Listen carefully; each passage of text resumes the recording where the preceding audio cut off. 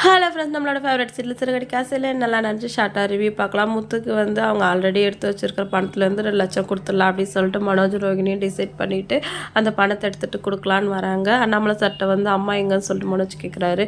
அவன் எங்கன்னு எனக்கு எப்படி தெரியும், நீங்கள் 2 பேர் தான் கூட்டு கலவனிங்க, அவன் எங்கே போகிறா என்ன பண்ண உனக்கு தானே தெரியும் சொல்லவும் ரோஹிணி இருந்துட்டு அவர் தான் மாமா தான் அத்தைக்கிட்ட பேச மாட்டார்ல, நீ போய் கூப்பிடுன்னு சொல்கிறாங்க. வீட்டில் இருக்கிற எல்லாரையும் கூப்பிட்டுட்டு 2 லட்ச ரூபா எடுத்து முத்துக்கிட்ட கொடுக்குறாங்க. அவர் என்ன வட்டிக்காக கொடுக்குறீங்க, பாதி பணம்லாம் வாங்க முடியாது, முழுசாக தான் வேணும்னு சொல்கிறாங்க. இல்லை இப்போதைக்கு இதை வச்சுக்கோங்க, கொஞ்ச நாள் கழிச்சு தரேன்னு சொல்லிட்டு ரோஹிணி சொல்கிறாங்க. இந்த பணத்தை எங்கள் அப்பா கிட்ட தான் வாங்கினேன், அவரே வந்து இப்போ சுச்சுவேஷன் சரியாக இல்லாமல் இருக்கார் அப்படி சொல்லிட்டு ரோஹிணி சொல்லவும் வாங்கும்போதே 4 லட்சமாக கேட்டு வாங்க வேண்டியது தானே அப்படி சொல்லிட்டு முத்து சொல்கிறாரு.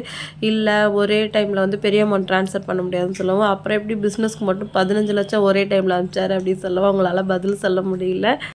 நம்ம விஜயா இருந்துட்டு ஏம்மா வாங்கின ஒரு மிட்டா வாங்கி அவனோட பணத்தை செட்டில் பண்ணியிருக்கலாம்ல, சீக்கிரமாக அவனோட கணக்கை முடிங்க, அப்போ தான் அந்த வீட்டில் நம்ம நிம்மதியாக இருக்க முடியும் அப்படின்னு சொல்லிட்டு போயிடுறாங்க. மனோஜ் அநியாயமாக 2 லட்சம் போயிடுச்சுங்கிறாரு. இதை நகை எடுக்க முன்னாடி யோசிச்சிருக்கணும் சொல்லிட்டு பலார்னு ஒன்று வச்சுட்டு போகிறாங்க ரோஹிணி. அடுத்த சீனில் வந்து மீனா அந்த பணத்தை என்ன பண்ணலாம் அப்படின்னு சொல்லிட்டு இருக்கும்போது உனக்கு நகை வாங்கிடலாம் சொல்லிட்டு முத்து சொல்கிறாரு. வேணாங்க, அப்போ ரூம் கட்டுற செலவுக்கு வச்சுக்கலாமா கேட்குறாரு. அதுவும் வேணாம், நம்ம செகண்ட் ஹேண்டில் ஒரு கார் வாங்கி வாடகைக்கு விடலாம் சொல்லிட்டு மீனா அந்த ஐடியா கொடுக்குறாங்க. சரி ஓகே அப்படியே பண்ணிடலாம் சொல்லிட்டு முத்து சொல்கிறாரு.